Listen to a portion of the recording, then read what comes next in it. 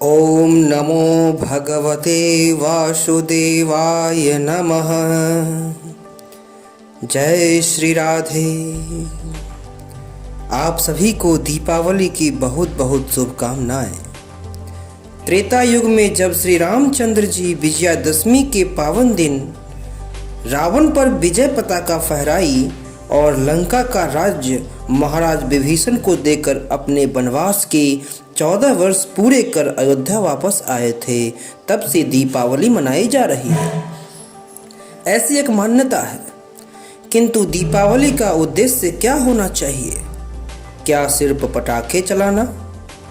क्या सिर्फ मिठाइयाँ बांटना या होटलों में नाचना गाना अथवा दावतें करना? जी नहीं, इसका उद्देश्य सच्चा तो होना चाहिए। हस्तो मा सद्गमय तमसो मा ज्योतिर्गमय, अर्थात हे भगवान, हे प्रभु, हमें असत्य से सत्य की ओर व अंधकार से उजाले की ओर ले चलो। लेकिन नहीं, हमारे जीवन में तो वनवास चल रहा है, किंतु कलयुग का प्रभाव चल रहा है। अयोध्या के राजा राम, माता कौशल्या और भरत के प्रिय राम, दशरथ के दुलारे राम तो केवल 14 वर्ष के लिए ही वनवास को जाने हेतु अलग हुए थे। लेकिन हम तो अपने अंतर्यामी राम से न जाने कितने कितने जन्मों से बिछड़े हुए हैं।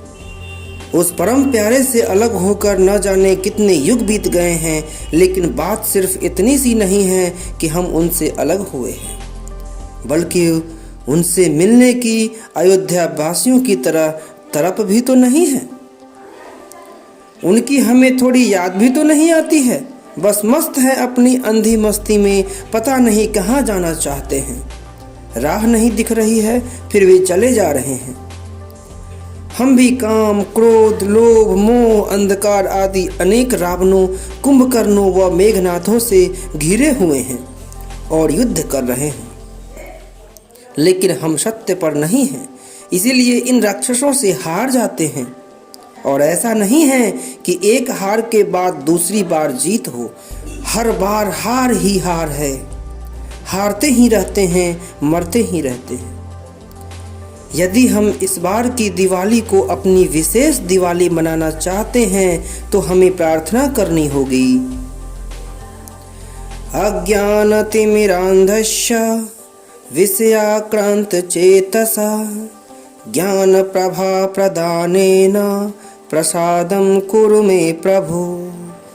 यानी हे प्रभु, अज्ञान रूपी अंधकार में अंध बने हुए और विषयों से आक्रांत चित्त वाले मुझको ज्ञान का प्रकाश देकर कृपा करो। हमें भी श्री राम की तरह अपने विषय विकारों से युद्ध करना होगा और जिन सद्गुणों को अपनाकर श्री राम ने रावण जैसे महाबलियों को धराशायी कर दिया, उन सद्गुणों को अपनाकर उन्हें विकसित कर इन विकार रूपी राक्षसों को मारकर अपने आत्मा परमात्मा रूपी घर में वापस आना होगा। ईंट पत्थर के घर में नहीं, वरन अपने असली घर में प्रवेश करना होगा। इसके लिए दृढ़ता से संकल्प करना होगा। ऐसी तरफ जगानी होगी कि अब हम ज़्यादा समय तक नहीं रह सकते अपने घर से बिछड़कर। हमारी परमात्मा रूपी करुणामयी माँ कौशल्या हमें बुला रही है। किंतु विकारों पर विजय प्राप्त कराने की शक्ति दिलाने वाले कोई तो चाहिए। वशिष्ठ जी जैसे, याज्ञवल्क्य जैसे, जिन्हें हमारे घर का पता मालूम हो, जिनसे हम पूछ सके अपने घर का पता, जो अपने घर में प्रतिष्ठित हो चुके हों, ऐसे महापुरुषों की शरण में हमें जाना होगा। ऐसे सद्गुरु अगर हमें मिल जाए और उनकी नूरानी नज़र हम पर पड़ जाए तो बेड़ा पार हो जाएगा। क्योंकि जन्मों जन्मों के भटके जीवों के कल्याण के लिए, अपने घर का पता पूछने के लिए गुरुदेव के अलावा और कोई परम कल्याणकारी देव नहीं है। ऐसे सद्गुरु ही हमारी भटकान को दूर कर हमें असली घर में प्रवेश करा सकते हैं। जिन्होंने गुरु कृपा को पचाया है, उन महापुरुषों ने अपने जीवन को सफल कर लिया है, जो अपने परम पद में स्थित हो गए हैं। उन महापुरुषों के जीवन में फिर सदा ही दिवाली रहती है। जिनकी जीवन नैया प्यारे सदगुरु ने संभाली है, उनके मन की बगिया की महकी हर सूखी डाली है। निगुरों के हैं दिन अंधियारे, उनकी रात उजियारी है। जो मिटे सदगुरु चरणों में, उनकी बात निराली है, उनकी बात निराली है। जिसने गुरु के प्रेमामृत की भर भर के पी प्याली है, मानव जन्म सफल है उनका, उनकी रोज दिवाली है, उनकी रोज दिवाली है।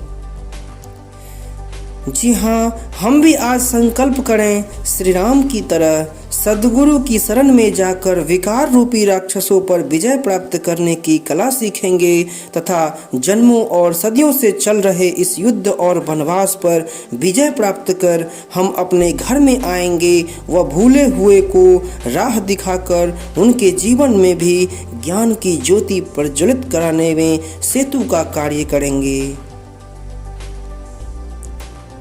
ओम जय श्री राधे कृष्ण। ओम नमो भगवते वासुदेवाय नमः।